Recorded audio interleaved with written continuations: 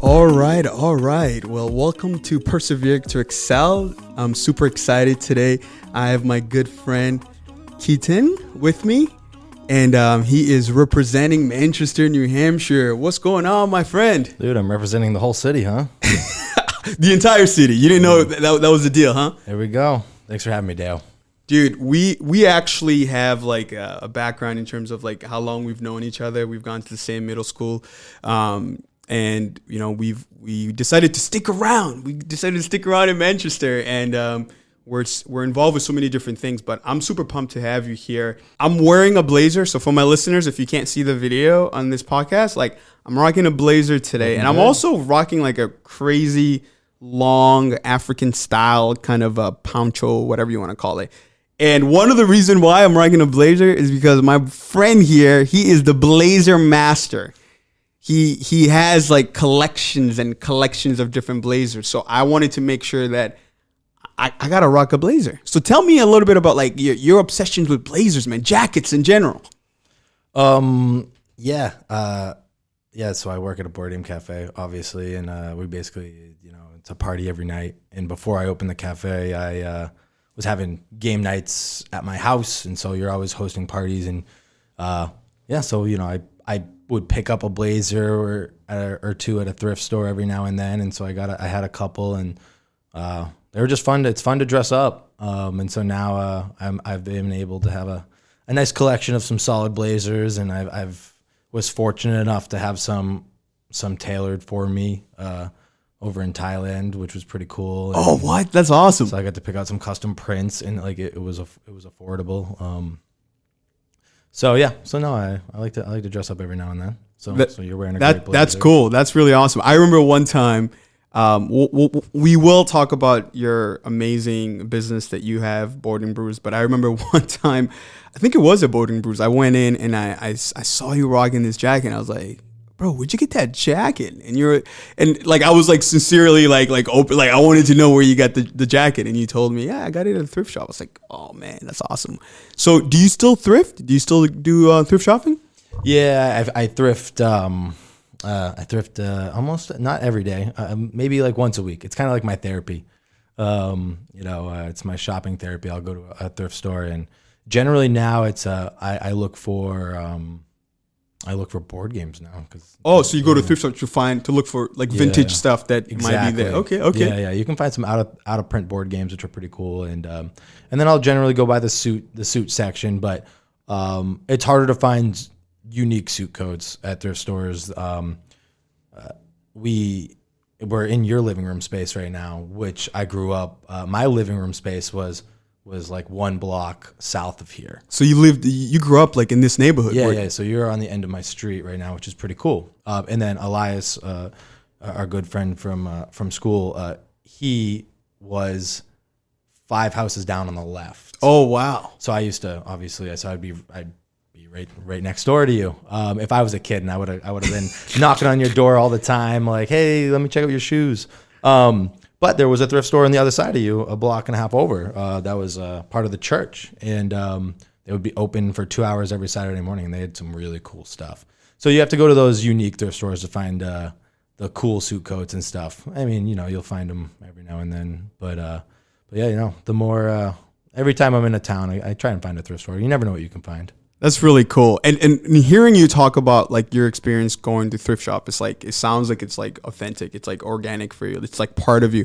Where one of the things that's interesting about fashion is when things become trendy, that's when like everybody jumps on it. I have friends that live in like different cities like LA or New York, and like thrifting became a thing in the last couple of years. So it's like, oh, I'm going to go to the thrift shop. And I'm just like, man, is that like really like you, or is it just because it's like trendy, Yeah. So I used to go to thrift shops with my grandmother when I was like 5, right? And I would always like I would be buying, like, I would go into the dishware and buy like metal scoops and spoons just so I can go to the beach and like have like digging tools and stuff when I was like a kid.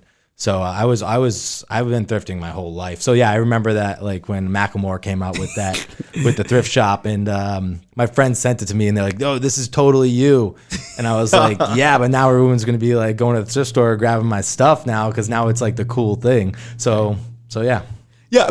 So for my listener out there, I just want to say that regardless of what's driving you to go to a thrift shop, like I think it's cool because one, you're being environmentally like conscious, because obviously like clothes is one of the biggest thing that's ruining our environment in terms of landfill that just has tons and tons of clothes. And we also live in this like fast fashion, like different stores where the anticipation of wearing certain garment, it's like maybe a couple of weeks. Some stores actually project just a couple of days. Once it's done, it's done.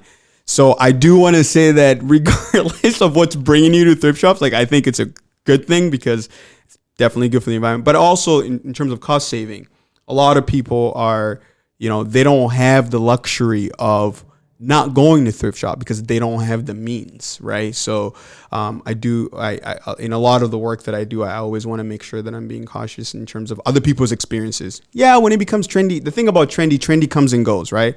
But there are some really cool stuff you'll find there. So I always have like an interesting opening, and that was our opening for today.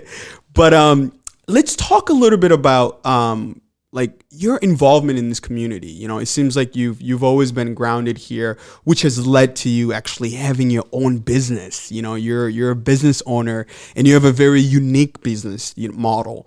So let's talk a little bit about that. Your involvement in the community. What made you stick around in this community, and what made you want to start a business here? I think ultimately one of the big things growing up was that "live free or die" mantra. So here in New Hampshire, our state motto is "live free or die," and everyone was proud to be from New Hampshire. But when we all became of age and graduated high school, it was like, hey, hit the road and let's go to college out of state. A lot of our friends have jobs in Boston and in New York, most of them on the East Coast, but all our friends are all across the country. And I kind of wanted to build something here. And like I said, I grew up next door, and there is nothing like this in Manchester, right? It's the biggest city in the state. Nashua is second to Manchester just by a small margin. And with that being said, there are barely any community spaces in Manchester. And so as a young adult, I felt that there wasn't a whole lot of leadership with the youth. I had none.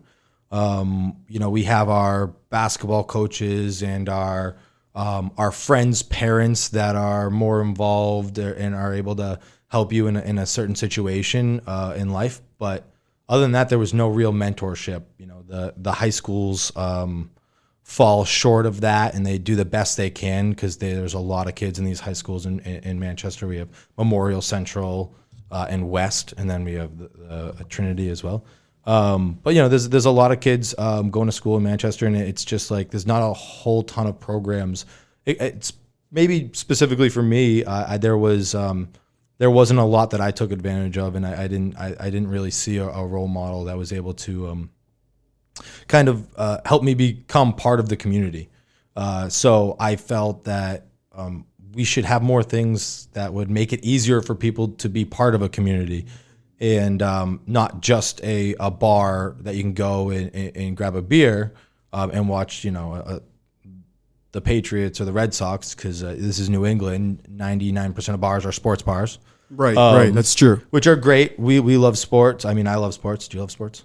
I love sports. Yeah, we love sports. But it's on a Friday night, you might not want to be in a place that's just loud with TVs going and whatnot. So I wanted to kind of create a space where people could go and get together and just have discussions. And so I chose a board game cafe. And so I do want to break down a little bit. So how old were you, and when did you get that spark, right? Like, because most entrepreneurs, they have an idea, and sometimes that idea, it's something that sometimes they suppress it. It takes a little bit of time before they get to a point where they're like, oh, actually, this is something I want to push. If you can recall, when was it a time where you actually were like, man, like I have this yearning for this idea to like make it come alive? Well, I think it was probably maybe sophomore year of college. Right, I'm at Southern New Hampshire University. Elias, buddy is at Bryant in Rhode Island. Dave's at BC. We got Ben Sink, who is a North Ender. He grew up right down the street from us. He was at St. Olaf. So we're all in different states, more or less. And we're all back for winter vacation, and we're all talking about what we're gonna do. And we wanted to do a bike ride across the country while we were in school. Like, what we were going to do it in between our sophomore and junior year or something like that, or junior and senior year in college. So we were like talking about that, and then I was like, hey, why don't we all just start a business in New Hampshire? I wanted to do like a tour guide business, because we have in Manchester. We're right on 93, so we're right just north of Boston, 40 minutes north of Boston, and then the White Mountains are another hour and a half from us. So we get a lot of people coming up through Manchester, and never mind the primaries that just happened last week. Right. So Manchester gets a lot of travelers, a lot of tourists. People come into Manchester for the convention center in the SNU arena. So I was like, all these people are asking for stuff to do. Like, why don't we do a tourism company? That would be super fun to take people to the coast and take them surfing, or take them up north and go to the White Mountains and go hiking. So I was like, let's do some fun stuff and just prove that, or just show all the cool little spots in New Hampshire. It was a far-fetched idea. And that was like the first conversation that I remember, like, thinking about doing something here. And like just going forward and like asking my friends, like, hey, let's do this. If you want to do it, I will be part of it with you. And so we weren't sure where to go. We ended up doing the bike ride after a senior year in college. So we rode. So that was a cross country bike trip. Yeah, that's incredible. So Dave and Buddy and I, we went cross country on some bikes, and left from Boston and landed in San Francisco. And so riding through the countryside and going to all these towns and meeting all these people, it was really an eye opener on how vastly different this country is from state to state, and like neighborhood to neighborhood, right. Sometimes street to street. It can be just different on one side of the street to the other. It was a great trip, and we came back, and I was just more inspired than ever to focus on New Hampshire and make work on this community. Because I just felt like there's a void there, and when I came back and I finished the schooling that I wanted to do, and I was working in social services, and I was working with adults with disabilities, and I picked up a game one day and started playing a board game with these guys I was working with, and that's when I kind of figured out what board games have become from what we thought they were. We think of Monopoly and Connect Four and Guess Who, but board games have like gone far from the times of Monopoly. So, and that's where I realized that board games could meet the needs of all kinds of different people and bring people together that wouldn't normally be socializing and hanging out. And so I kind of looked into the hobby of board games, and about three years later, Boards and Brews was open. That's incredible. Yeah. So you started using board games with the patients that you're working with, or the clients that you're working with, part of your job. Yeah. And I'm curious to know, like, what were some of the stuff that you saw early on? Like, was it a connection? Like, how were they reacting to it? I'm curious to know from your experience. Well, the guys I was working with, it's some developmental disabilities, for whatever reason, maybe they were born with it, maybe it was the way they were raised. There were some things that they would struggle with in games. Was able to kind of like bridge that gap of let's learn something, let's teach ourselves how to follow the rules in a rule set that isn't that complicated. So games that are like no harder than Guess Who, they're newer, they're different, they're more fun. Once they start to learn the rules, they're like, wow, I'm actually having a good time. what happens is, people are super intimidated to learn something new. And especially when it comes to a board game and they go to a board game cafe and they've been working all week and it's a Friday night and they're like, hey, I don't want to learn anything new. I just want to, we're just going to play Cards Against Humanity. What these games are able to do is, people are vulnerable. They like I said, they don't want to learn new things. But if you can just get them over that little hump and they feel accomplished and then they feel empowered because they just learned how to manipulate this game and actually have a really good time and maybe even win. And people get excited by that. And they're like, wow, that wasn't even that hard. Like, we should do this way more often, which is more or less what happened with me and my friends, right? Mm-hmm. So I would have the games I would play with my guys at work, and I was a home care provider. So I had young men living with me from like between the ages of like 24 to 29, 24, 27-year-old and 29-year-old, like a year apiece almost. Like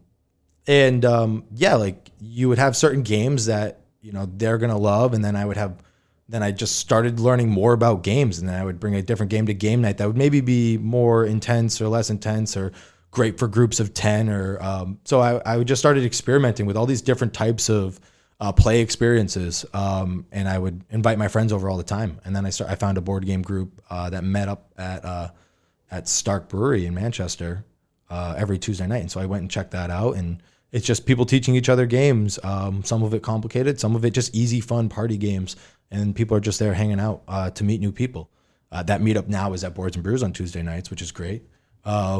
And we have 2,000 board games. So there's always something new to learn. And then there's always the classics that people still love. And there's all kinds of stuff. So that's incredible. Thank you for sharing that. I know I kind of, dug deeper to help you. I wanted to know what was the thing, and it sounds like there was a progression, right? Like you're kind of rediscovering board games, but you're also discovering in the sense of, wow, there's so many different options here. And then at the same time, you're seeing the connection with the people that you're working with, and you're seeing that it's doing something, and it's starting to kind of ignite you to say, hey, this is something that I can do with my friends as well. So how do you go from that to like wanting to actually start a business that does that? Yeah, that's it was like a crazy jump, right? How it started was I was working my own gig. I was working at a hotel during the day, and I liked it, but I still wasn't sure what company I was going to make that leap with, right? I like the idea of hospitality. So you never know with the hotel. You could pretty much go anywhere in the hotel industry, and it could be a really fun job. But I basically was able to kind of I found out what a board game cafe was. That was like the start. When I found out that it was like a business. That there was a thing such as a board game cafe. Yeah, I was like, this is wild. Is there one in America? Because the one I found was in Canada. And so I found out there was one in Boston. So I called up my friends. I was like, hey, we got to do a road trip. Boom, we're in Boston. We check out this cafe. And, it was really cool. Thousands of games. And then I was like, wow, I have my own ideas that I could implement in a space like this that could really take something like this to the next level in Manchester.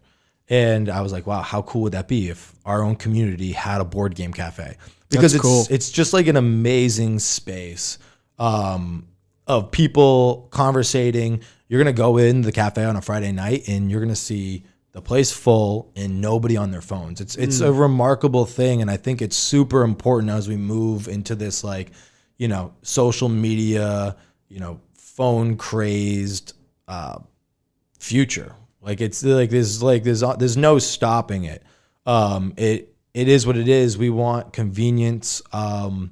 And Boards and Brews is, I'm trying to offer a space for people to kind of like detach from that a little bit and get the solace in just like some face-to-face interaction from people who don't really play games. Like most of our guests are not hobby gamers. They're just not. We have 2,000 board games, and more than half of those are designer board games, which is like every couple weeks or every week, every couple days, maybe a new board game comes out, right? Wow. So these are like designer board games. Mm-hmm. And then you have like the classics where the reprints of Monopoly and different versions of Clue. And And then you're gonna have like in the middle where your party games like Cards Against Humanity, and then they have like the Trial by Trolley game coming out soon, which are these like little fun party games where you just play a card and everyone laughs. Like, so we have a mixture of everything, but it's really, it's just a space to get people together and to talk. And when we get these non-gamers in and they're able to kind of disconnect, it's remarkable, and it's an amazing feeling when you look around on a Friday night and you just see a bunch of people you don't know really enjoying the space that you created, which is like it's incredibly difficult to do, especially up here in Manchester, New Hampshire, where, like I said, a lot of our friends went out of town. Right. So you're trying to create something for people like you. Right? Because I grew up here. There wasn't a lot that I found interesting. I wasn't really that great at school. So I really didn't see myself doing like a standard kind of job or to fit in around here. And so when you look around and you see, people that aren't like you enjoying the same things that you love, that's where you really see that board games it's a special thing. Again, that you don't even need to play board games or enjoy board games at all. It's just like an experience that is really unique to find. And we help people get over that hump. We have games teachers who teach games every night. So you can come in and most people are like, oh, we're good. But then like when they figure out, oh, wait, they have knowledgeable people who know everything about these games and can teach us this game in 2 minutes. And then they're going to leave us alone. And then we're going to be able to play this game. And it's a new experience. And it's actually really fun. So you're coming along, your staff and the team that are on the ground, they're coming alongside folks to make sure that they feel at ease engaging in this new experience of playing board games. I do want to backtrack just a little bit.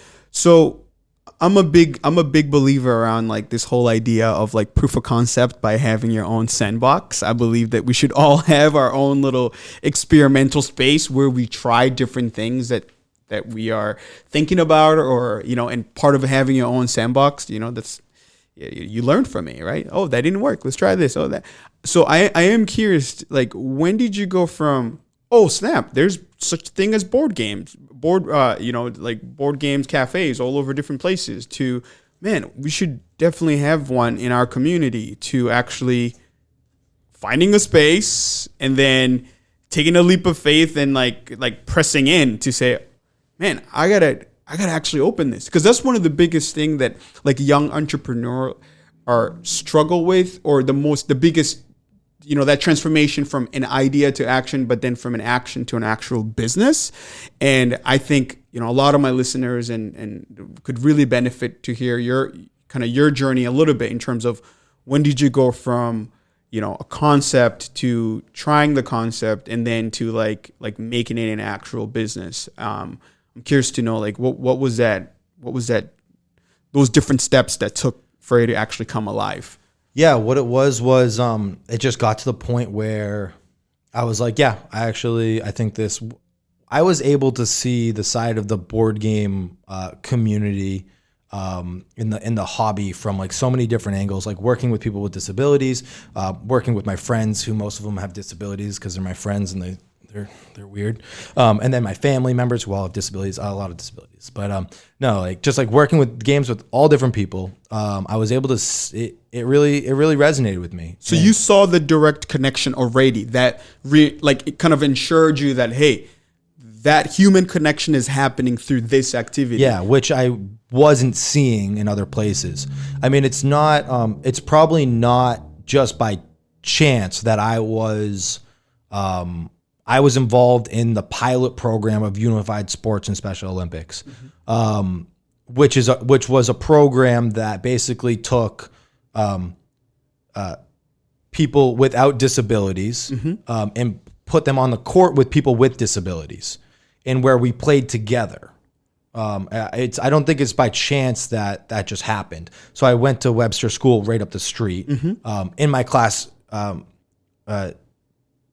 I was able to meet a gentleman named TJ. I think he's a year older than me. And I ended up spending time with him on the weekends. And his father was like, "You should do Special Olympics with TJ." TJ was asked me to do it, and I was like, "Okay, I'll do it." And then so his father, who worked for DECA, worked for Dean Kamen, which which Dale and I were talking about earlier, which is one of the bright spots on Manchester coming up. Right. In terms of opportunities here, it's endless with what they're bringing in. Yep, and a lot of those guys like to come to Boards and Brews. But so Jim basically got me involved in this pilot program he was working on, where I would play on the court with people with disabilities, and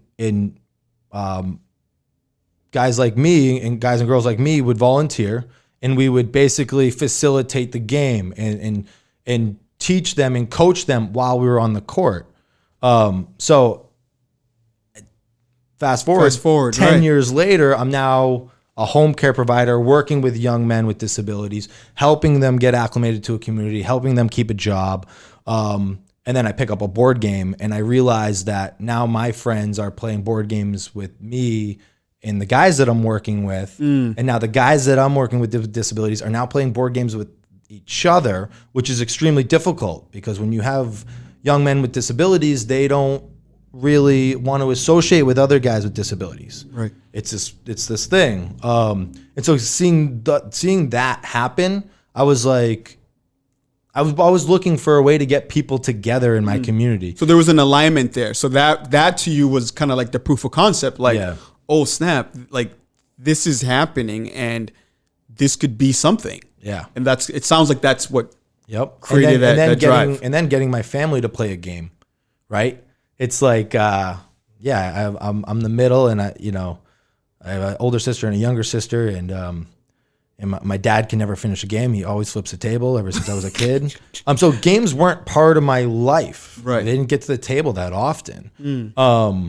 But seeing my family play a game, and I'm like, wow, if my family can do it, if my guys from work and my friends can do it, like this is a special thing. And so then I looked into the board game cafe thing, and I was like, wow, this is a thing. It's popular over the world. They've been very successful in Asia. There's a few in the U.S. now. There was one in Boston, which was the only one in New England, and now there's about 6 in New England. Wow.